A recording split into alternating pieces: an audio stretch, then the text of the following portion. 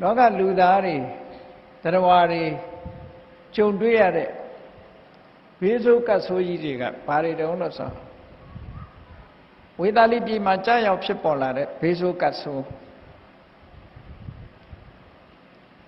အဲ့ဒီဘေးဆိုးကပ်ဆိုး၃မျိုးရှိတယ်ကကြီးသုံးပါလို့ခေါ်ကြတယ်ပေါ့ဝေသာလိပြည်မှာမိုးခေါင်ရေရှားဖြစ်သွားမိုးမမှန်တော့မိုးမရောမိုးတွေတားခေါင်တဲ့အခါကျတော့စိုက်လို့ပြုလို့မရကောက်စပါးပင်တွေကအသီးနှံမထွက်လာ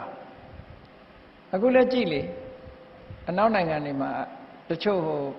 အာဖရိကနိုင်ငံတွေမှာမိုးခေါင်ပြီးတော့အစာရေစာမပြည့်စုံလို့ဒုက္ခရောက်ကြတာ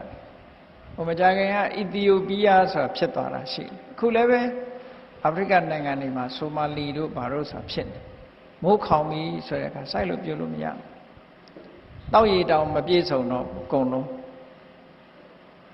အဲ့ဒါလို့မိုးခေါင်တယ်ဆိုတဲ့အခါမှာမိုးမရွာလို့ရှိရင်ဘာဖြစ်လာလဲဆိုရင်မိုးကိုအမိပြုပြီးတော့စိုက်ရပြောရမယ်လူတွေစားသုံးဖို့သီးနှံမဖြစ်တော့မဖြစ်တဲ့အခါကျတော့ဘာဖြစ်လဲလို့ဆိုဒုဗိက္ခဒုဆိုတာမပြည့်စုံတဲ့ဗိက္ခအစာရေစာမပြည့်စုံဘူးတောက်ရည်မရှိဘူးစားစရာမရှိဘူးဟောဖြစ်လာအဲ့ဒီရေမရှိဘူးစားစရာမရှိဘူးဆိုတော့ဒီအချိန်အတိုင်းအတာကြီးတစ်ခုဟာ6လကြာရင်လည်းကြာမယ်1နှစ်ကြာရင်လည်းကြာမယ်2နှစ်3နှစ်ကြာရင်လည်းကြာမယ်အဲ့ဒါလို့ခံစားနေရတဲ့မိုးခေါင်ရေရှားခံစားနေရတဲ့အချိန်ပိုင်းကြီးတစ်ခုတရားဝါတွေသိကြပျက်စီးပြီးဒုက္ခရောက်နေတဲ့အချိန်အတိုင်းအတာကြီးတစ်ခုဒုဗ္ဗိခန္တရကတ်လို့ဒီလိုခေါ်တာဒုဗ္ဗိခန္တရကတ်မိုးခေါင်လို့ဒုက္ခရောက်ပြီးတော့အစာရေစာမစားရငတ်ပြတ်နေတဲ့အချိန်ပိုင်းတစ်ခုဒုဗ္ဗိခန္တရကတ်အဲ့တော့ဝေသာလိပြည်မှာအဲ့လိုဒုဗ္ဗိခန္တရကတ်ရောက်သွားတယ်ကတ်ဆိုတာတစ်ခုနဲ့တစ်ခုဆက်သွယ်ပြီးတော့နေတာအစာရေစာမပြည့်စုံတော့အစာရေစာမစားရရုံတင်ရထမဟုတ်ဘူးအစာမစားရတဲ့အခါမှာဘာဖြစ်လာတော့ဆိုအာရတ္တမပြည့်ဝတဲ့အခါမှာလူတွေမှာယောဂဖြစ်ကြပြန်အဲ့တော့ယောဂဖြစ်တဲ့အခါမှာယောဂတွေကလည်းလင်းလင်းမြန်မြန်ကူးဆက်တယ်တခုကနေတခုကူးဆက်ပြီးတော့ယောဂတွေဖြစ်ပွားတယ်တခါတည်းဟာဒီအစာရေစာရှားပါမှုကိုအကြောင်းပြုပြီးတော့ယောဂဖြစ်တာရှိတယ်တခါတည်းဟာကျတော့အစာရေစာရှားပါမှုကိုအကြောင်းမပြုဘဲနဲ့ယောဂဖြစ်လာတာလည်းရှိတယ်ကြည့်လေမြန်မာပြည်မှာလည်းအလုံးကြားဘူးကြားလိမ့်မယ်လွန်ခဲ့တဲ့50နှစ်လောက်ကစားယောဂါဆိုတစ်ခါဖြစ်လိုက်တယ်နောက်ပိုင်းကျတော့ H1N1 တို့ H5N1 တို့ဆိုတာယောဂါတွေဖြစ်ကြတာပဲကုသတဲ့ယောဂါတွေဖြစ်ပြီးတော့မကြဒုက္ခတွေရောက်ကြတဲ့အနေအထားမျိုးတွေရှိတယ်အဲ့ဒါလိုယောဂါတွေဖြစ်တယ်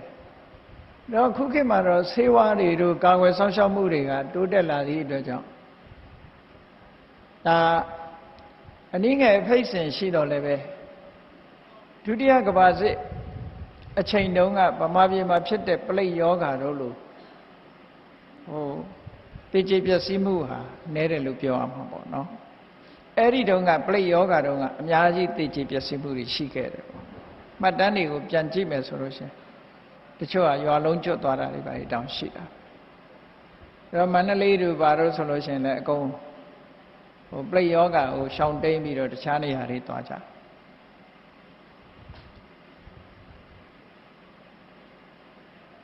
ဆရာတော်ကြီးတစ်ပါးဆိုလို့ရှိရင်ပိဋကစာပေနဲ့ပတ်သက်ပြီးအလွန်ကျွမ်းကျင်တဲ့ဆရာတော်ကြီးကဒုတိယကမ္ဘာစစ်တုန်းကပလိတ်ယောဂါနဲ့စကိုင်းတောင်ရိုးမှာပြန်တော်မူသွားတာရှိတယ်ပလိတ်ဖြစ်ပြီးတော့ပြန်တော်တော့ကတ်ထဲပါသွားတယ်လို့ခေါ်တာပေါ့နော်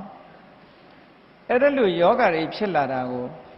ရောဂန္တရကတ်လို့ခေါ်တယ်ယောဂဖြစ်နေတဲ့အချိန်ပိုင်းမငြိမ့်မချင်းဒီယောဂပပျောက်မှုမဖြစ်မချင်းဒါကိုရောဂန္တရကတ်လို့ဒါလိုခေါ်တာအဲ့တော့အစာရေစာရှားပါမှုကိုအကြောင်းပြုပြီးတော့ဝေသာလိပြည်မှာတော့ယောဂဖြစ်တာတွေပေါ်လာအဲ့တော့ဒုဗ္ဗိခန္တရကတ်ကနေဆက်နွယ်ပြီးတော့ယောဂတွေဖြစ်ပွားတဲ့ရောဂန္တရကတ်ဆိုတာဖြစ်လာတယ်ဖြစ်လာတော့လူတွေဟာယောဂတွေကုသပြီးတော့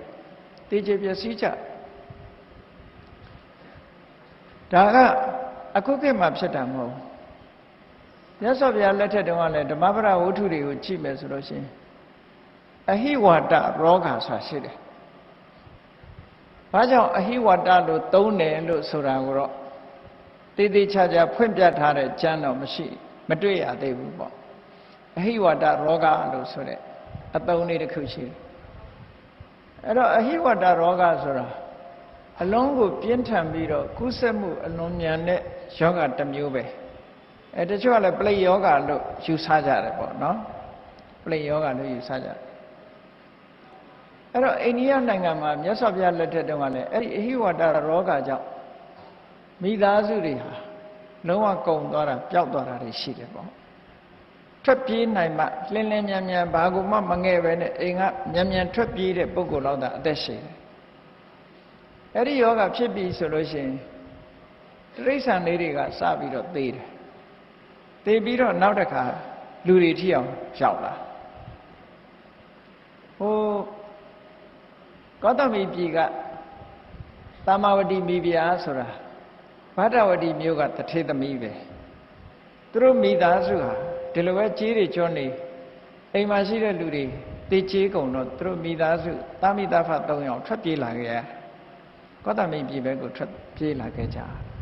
အားကိုးစရာမရှိထွက်ပြေးလာအဲ့ဒါလို့ပြေးလာလို့ဒီလဲရောက်ရောအမေအဖေကဆုံးသွားပြီးတော့နောက်ကြတော့သူဟာဥဒိဏမင်းကြီးရဲ့မိဖုရားဖြစ်သွားတာပေါ့တာမဝတိဆိုတာအဲ့ဒါလေဒီလိုယောဂတွေနဲ့ထွက်ပြေးခဲ့ကြတဲ့ပုံကိုယ်တွေပဲပေါ့အဲ့တော့ယောဂဆိုတာတဏှာထဲမှာဒီလိုရောဂန္တရကတ်ဆိုတာဒေသအလိုက်ဖြစ်ပေါ်တတ်တာတွေရှိတယ်တဲ့ဒါကမရှောင်လွဲနိုင်ဘူးပေါ့ဘယ်နိုင်ငံမှာဆိုဖြစ်တာပဲဘယ်ဒေသမှာမဆိုဖြစ်တာအဲ့ဒါလို့ဖြစ်လာတဲ့အခါမှာကုသမှုကာကွယ်မှုစောင့်ရှောက်ကောင်းတဲ့နိုင်ငံတွေကြတော့ထိမ့်မှုချုပ်မှုခုခေတ်တော့ရှိလာတယ်ပေါ့နည်းနည်းထိမ့်ချုပ်နိုင်တဲ့အနေအထားလေးတွေရှိတယ်အဲ့ဒါလို့အထိမ့်ချုပ်မရှိတဲ့အခါကျတော့လူတွေဟာတေကြည်ပျက်စီးကြတယ်အဲ့ဒါကိုရောဂန္တရကတ်လို့ခေါ်တယ်အဲ့ဒီရောဂန္တရကတ်ဖြစ်လို့ရှိရင်လည်းပဲဒီရင်ရပ်မနေသေးဘူးနောက်ထပ်ကတ်တစ်ခုကဝင်လာပြန်တယ်ဘာလဲလို့ဆိုလို့ရှိရင်အမနုဿန္တရကတ်မကောင်းဆိုးဝါးဘီလူသေးရဲတွေဟာလူတွေသေဆုံးတာကိုအကြောင်းပြုပြီးတော့မြို့ရဲရွာထဲမှာဝင်ရောက်ပြီးတော့ပို့ပြီးတော့ယောဂတွေဖြစ်အောင်ဝင်ရောက်နှောက်ယှက်ပြီးဘီလူသေးရဲတွေရဲ့နှောက်ယှက်မှုဆိုတာတခါထပ်ပြီးတော့ပိုးလာပြန်အဲ့တော့မြတ်စွာဘုရားလက်ထက်တုန်းကဝေသာလီပြည်ကြီးဟာဒီလိုကတ်ကြီး3ပါးနဲ့တွားပြီးတော့ဂျုံတွေးကြအဲ့ဒါအလုံးကြားဘူးနေကြတာပဲယမယံခါဂျုံတတ်တယ်ဆိုတာတတိထားဖို့ပေါ့နော်ကတ်ကြီး3ပါးဆိုတာယမယံခါဂျုံတတ်တယ်ဒါကယရဏတုတ်နဲ့ပတ်သက်တဲ့ဝေသာလီပြည်မှာဂျုံခဲ့တဲ့ယောဂါဒီကတ်ကြီး3ပါးပေါ့နော်